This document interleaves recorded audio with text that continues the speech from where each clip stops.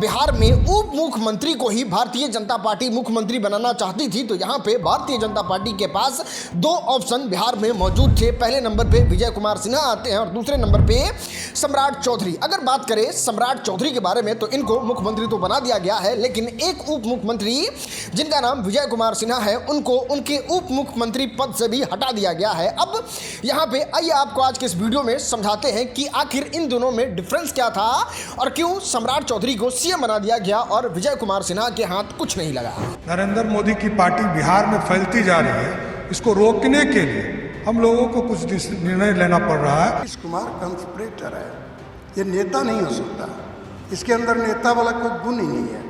सरकार अपने हिसाब से करती है। दोस्त, इस चीज को समझने के लिए आपको थोड़ा गहराई में जाना होगा और आपको इतिहास देखना होगा। इतिहास आपको विजय कुमार सिन्हा का भी देखना होगा, इतिहास आपको सम्राट चौधरी का भी देखना होगा। और यहाँ पे हम आपको सबसे पहले विजय कुमार सिन्हा का इतिहास बताते हैं कि आखिर वो किस तरीके से राजनीति में आए, भारतीय जनता पार्टी से उनका क्या संबंध था और उनको इन सारे वजहों से सीएम नहीं बनाया गया, क्या कारण था। ये जब आप आगे देखेगा आपको पता चल जाएगा। देखो, विजय कुमार सिन्हा बचपन से ही भारतीय जनता पार्टी के समाज से जुड़े हुए थे।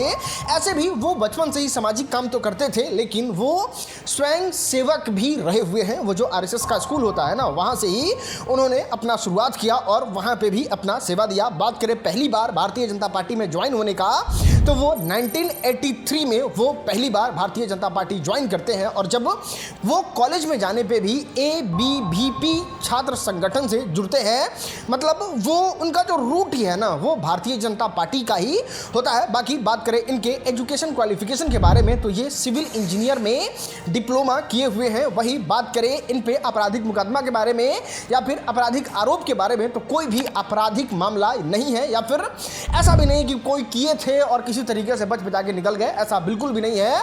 और लगभग 5 दशक से भारतीय जनता पार्टी के प्रति एकदम वफादार है। मतलब अभी गूगल पे इनका उम्र इतना बताया जाता है, लेकिन ये एकदम बचपन से ही जुड़े हुए थे, इसलिए हर जगह यही चीज़ लिखा जाता है कि ये 5 दशक से भारतीय जनता पार्टी से जुड़े हुए थे। इतना ही नहीं, बात करें इनके पॉलिटिक्स करियर के बारे में, तो किसी नेता मंत्री का सहारा नहीं मिला, ये अपने किसी सोर्स पैरवी से नहीं आए, सेल्फ मेड पॉलिटिशियन जिसको कहा जाता है, वो विजय कुमार सिन्हा बने। और बात करें स्वभाव के बारे में, तो इनके स्वभाव के बारे में सब लोग जानता है कि ये बहुत ज़्यादा सॉफ्ट हार्टेड हैं। और बात करें पहली बार चुनाव जीतने के बारे में, तो 2015 में ये लखीसराय से भारी मतों से जीत हासिल करके एकदम अपने आप को राजनीति में एस्टेब्लिश कर लेते हैं। और जब भूमि एवं राजस्व विभाग में जाते हैं तो ऐसे बड़े बड़े बदलाव करते हैं, ऐसे ताबड़तोड़ फैसले लेते हैं कि वो एक प्रभावशाली नेता के तौर पे बिहार में एस्टेब्लिश होते हैं और लोगों को लगता है कि नहीं, ये नेता बहुत काम के हैं। और आप कह सकते हैं कि वर्तमान में एक अच्छे और प्रभावी मंत्री के रूप में ये जाने जाते हैं। और ये है विजय कुमार सिन्हा का पूरा हिस्ट्री, ये है विजय कुमार सिन्हा का पूरा काम। और इनके काम से, इनके काम करने के स्टाइल से बिहार के सारे लोगों को खुशी है ही, भारतीय जनता पार्टी को भी बहुत फायदा हुआ है। और यहाँ पे जब आप इनका हिस्ट्री देख रहे थे तो आपको ये बात बहुत अच्छे से समझ में आ रहा होगा कि विजय कुमार सिन्हा ने कभी भी भारतीय जनता पार्टी को छोड़ा नहीं। बचपन से लेके और अभी तक उप मुख्यमंत्री बनने तक वो भारतीय जनता पार्टी का साथ दिए, एकदम ताबड़तोड़ साथ दिए। चलो अब हम आपको इंट्रोड्यूस करवाते हैं बिहार के सम्राट चौधरी के हिस्ट्री से। अभी वो भारतीय जनता पार्टी के तरफ से सीएम बनाए गए हैं और इस सीएम साहब का क्या हिस्ट्री रहा है, किस तरीके से भारतीय जनता पार्टी के साथ वफादार रहे हैं और इनके में ऐसा क्या गुण था जो सीएम बन गए, वो समझना बहुत इंपॉर्टेंट है। और इसको एकदम आपको शुरू से समझाते हैं। देखो, भारतीय जनता पार्टी के जो मुख्यमंत्री हैं सम्राट चौधरी, उन्होंने अपने जीवन का शुरुआत राजनीति पारी में कदम रखते हुए किया था 1990 में। और ये सेल्फ मेड पॉलिटिशियन नहीं है ना, बिल्कुल नहीं। ये अपने पापा के दम पे राजनीति में आते हैं। पापा का नाम इनके शौकनी चौधरी, आरजेडी के बहुत कद्दावर नेता, बहुत बार जीते हुए थे। इनको मंत्री पद भी दिया गया था और ये अपने पापा के कनेक्शन का इस्तेमाल करते हैं और ये फिर राजनीति में आते हैं। राजनीति में आके 9 साल तक मेहनत करते हैं। फिर राबड़ी देवी की सरकार में इनको गृह मंत्री पहली बार बनाया जाता है और ये अपने दम पे, मतलब अपने दम पे क्या, आरजेडी कहिए, पापा का प्रभाव कहिए, इन सब से ये 2000 में पहली बार एमएलए बनते हैं, बहुत अच्छे तरीके से काम करते हैं और फिर दोबारा 2010 में ये फिर से विधायक बनते हैं, मतलब एमएलए ही बनते हैं और फिर 2005 से लेके 2010 तक आरजेडी में सक्रिय भूमिका निभाते हैं।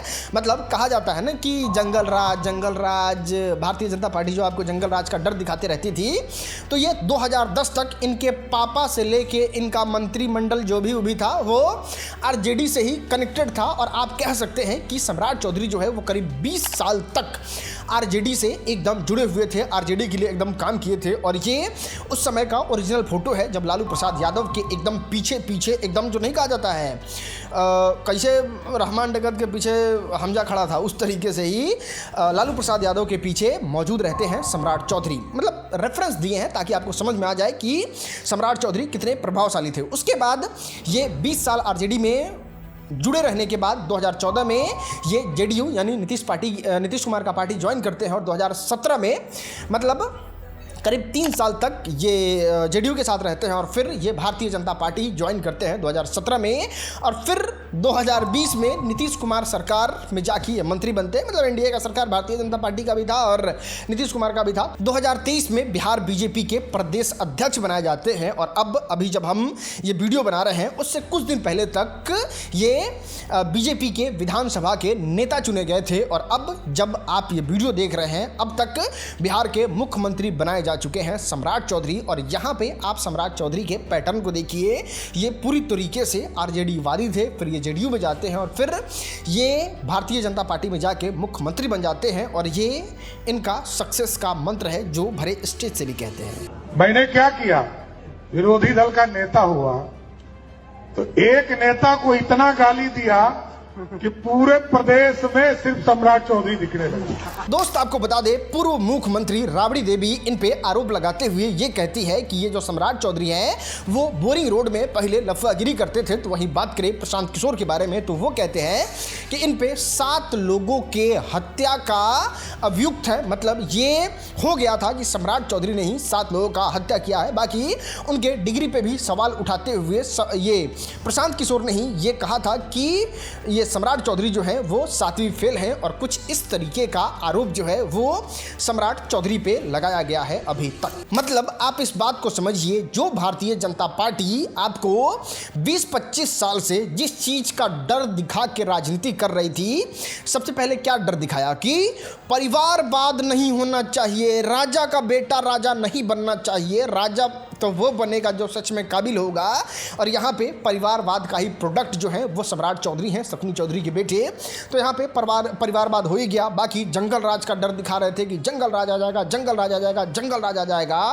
तो उस समय सबसे सक्रिय शकुनी चौधरी के बेटे 20 साल से जो आरजेडी में मतलब एकदम सक्रिय तरीके से थे, उनको मौका दिया गया। मतलब जंगल राज वाले उस समय के पाठशाला के हीरो मतलब मॉनिटर को भी बैठा ही दिया गया। और फिर बात करते हैं पढ़ाई लिखाई के बारे में। भारतीय जनता पार्टी ये भी कहती है कि वो 9वां फेल जो है वो तेजस्वी यादव हैं। तो यहाँ पे सम्राट चौधरी के बारे में जिस तरीके से प्रशांत किशोर कहते हैं और जिस तरीके से मीडिया में आता है वो 7th फेल हैं। तो यहाँ से भी समझ में आता है कि आपने किस तरीके के मुख्यमंत्री को बिहार के लिए बैठा दिया। बाकी बात करें विजय कुमार सिन्हा के बारे में तो ये अपना लॉयलिटी मतलब भारतीय जनता पार्टी के लिए जो कहा जाता है ना टूट के समर्पण दिखाना, वो समर्पण दिखाते रह गए। वो जान झोंक के भारतीय जनता पार्टी को एस्टेब्लिश करने के लिए मेहनत करते रह गए। लास्ट में उनको क्या दिया गया, तो जो भारतीय जनता पार्टी उनको उप मुख्यमंत्री बनाया था उस उप मुख्यमंत्री के पद को भी उनसे ले लिया गया। और अब पता नहीं, अभी तक हम वीडियो बना रहे हैं तब तक तो उनको कोई पद नहीं दिया गया है। अब आगे जो पद मिलेगा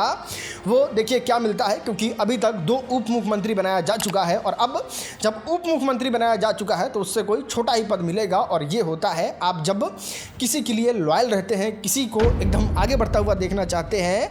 और ये थोड़ा सा दर्द जो है वो छलका था, लेकिन फिर विजय कुमार सिन्हा ने इस बात को समेट लिया था। और दर्द क्या था आप खुद देख लो।